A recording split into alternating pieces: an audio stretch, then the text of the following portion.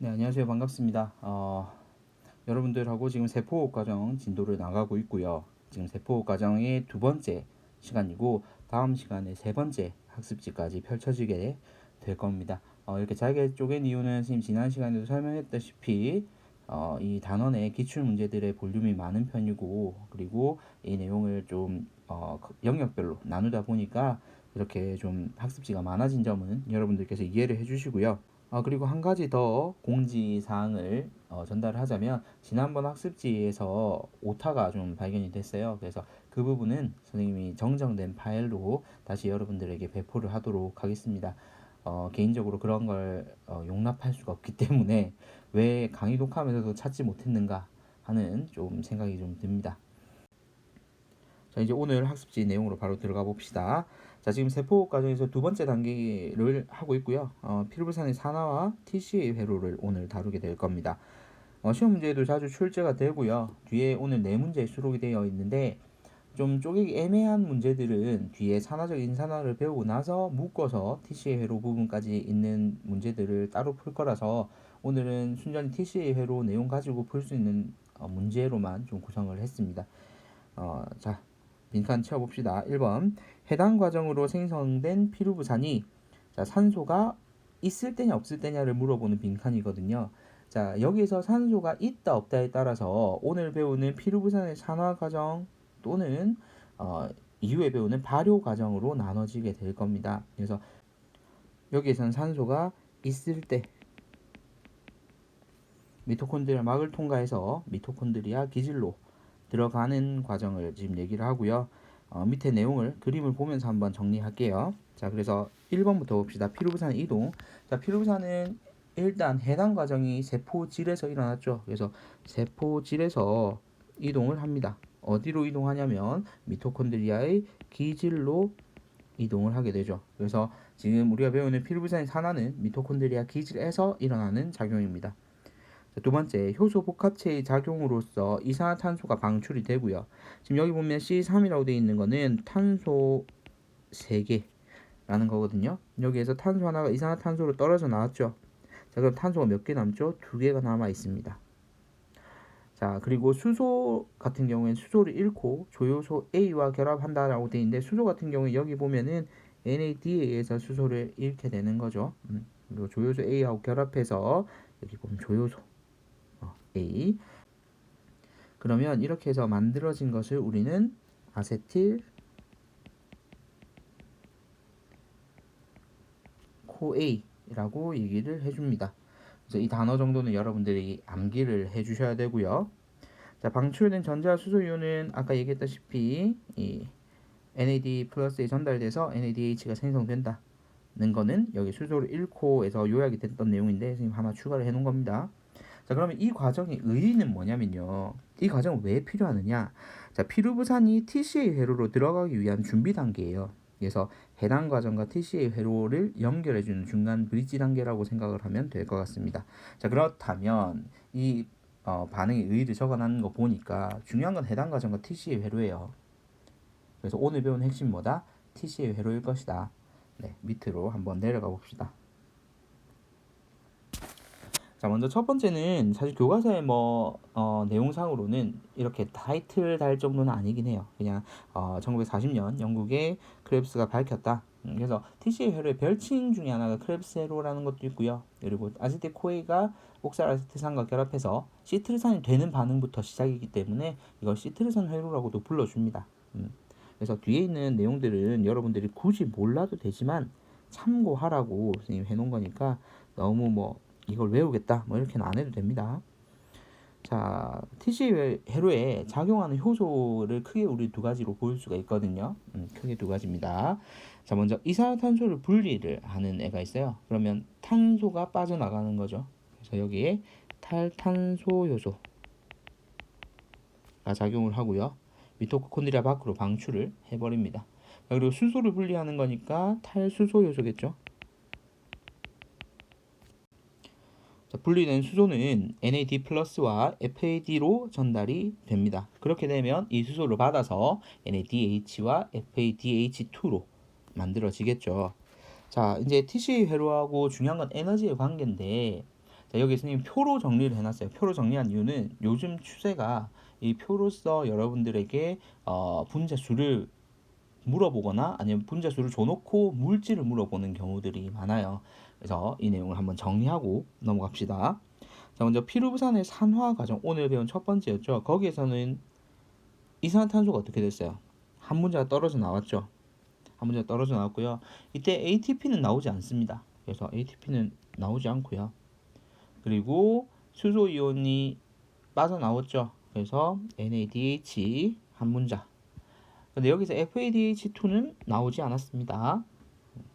자, 그리고 TCA 회로에서는 여러분들 이제 TCA 회로는 사실 그림은 선생님 뒷장에다가 우리가 첨부를 했기 때문에 여기에서 정확하게 여러분들 개수 자체는 분석이 좀 안 될 거예요. 근데 교과서 그림을 보고 잠깐 얘기를 하면 자, TCA 회로 같은 경우는 이산화탄소가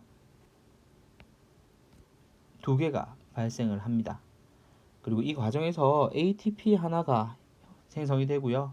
그리고 NADH 같은 경우에는 3개가, 그리고 FADH2 같은 경우에는 1개가 나오게 됩니다. 자, 그러면 피루부산의 산화 및 TC 회로라는 건 이 두 개의 과정을 합친 거겠죠. 왜 이 합친 걸 얘기를 하냐면, 자, 포도당 한 분자가 두 개의 피루부산이 되었습니다. 자, 그러면 이 두 개의 피루부산이 TC 회로를 거쳐가지고 얼마만큼의 에너지를 생성해 내겠는가를 물어볼 수 있는 거죠. 그러면 밑에 피루부산의 산화 및 TC 회로 1년의 과정을 다 합해야 되겠죠. 그래서 미리 한 단계씩 합쳐 보겠습니다. 자, 이산화탄소 두 개 합치니까 3이 되고요. ATP 두 개 합쳐서 1이 되고요. NADH 합쳐서 4가 되고 FADH2 합쳐서 1이 됩니다. 자, 그러면 이제 이 내용을 TC 회로를 보면서 한 번 더 정리를 하도록 하겠습니다. 다음 페이지로 넘어갑시다. 자, 학습지를 이렇게 한눈으로 이렇게 해놓은 이유는 그림을 좀 더 여러분들에게 한 번 더 보여주고 세부 내용으로 좀 들어가고자 이렇게 펼쳐 두었습니다. 자, 위에 그림자를 분석해서 탈수소 요소가 작용하는 위치, 그리고 탈탄산 요소가 작용하는 위치, 그리고 기질 수준의 인산화가 일어나는 위치를 표시하라라고 했는데, 이걸 좀 더 말을 쉽게 하면 탈수소 요소가 작용한다는 건 NADH 또는 FADH2가 발생하는 장소, 그리고 탈탄소 같은 경우에는 이산화탄소가 발생하는 장소, 그리고 기질 수준의 인산화가 일어난다는 건 ATP가 생성되는 장소를 찾아라라는 것과 동일합니다. 자, 그래서 이 그림 보고 확대를 할게요. 그림에서 첫 번째 지금 세포질에서 피루부산 생성된 게 안으로 들어온다 그랬죠. 이때 조건은 산소가 있을 때입니다. 자, 이렇게 하고 나서 확대를 합시다. 이제 자, 위에 보면 이 과정은 피루부산의 산화겠죠. 여기에서도 굳이 따지면 탈수소 요소가 작용했죠. 그죠? 그리고 탈탄산 요소도 작용했습니다. 자, 그렇지만 주로 물어보는 건 TCA 회로에서 관여하는 걸 물어보고, 우리 교과서에서도 TCA 회로에서 탈수소 요소와 탈탄산 요소가 작용하는 단계를 물어봅니다. 자, 여기에서 한번 볼까요? 자, 먼저 자, 여기 출발점이 시트르산인 거 눈에 보이죠? 그리고 교과서에 사실 표현이 안 돼 있는데 선생님 혹시나 싶어가지고 다른 교과서 생명과학 2 교과서가 총 5가지인데 우리 거 제외하고 4가지도 선생님 한번 다 찾아봤는데 실제적으로 이제는 시트르산과 옥사라세트산 외에 다른 물질들의 명칭을 서술해 놓은 교과서는 없습니다. 그래서 이 부분을 사실 여러분들한테 알려줄까 말까 좀 고민은 되는데, 그래도 혹시라도 여러분들이 푸는 참고서라든지 이런 데 나올까봐 명칭을 그냥 적어 놓을게요. 그래서 반드시 알아야 되지는 않습니다. 그런데 기출문제 풀 때는 저번 교육과정에서 같은 경우에는 등장했던 용어들이기 때문에 여러분들 기출문제 풀 때는 이 단어를 좀 알아야 될 것 같아요.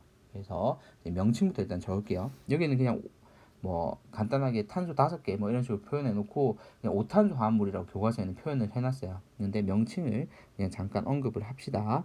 여기를 여기는 알파 케토 글루타르산이라고 하고요. 용어 자체가 조금 어렵죠. 알파케토글루타르산이라고 하고, 그리고 밑에는 석신산이라고 얘기합니다.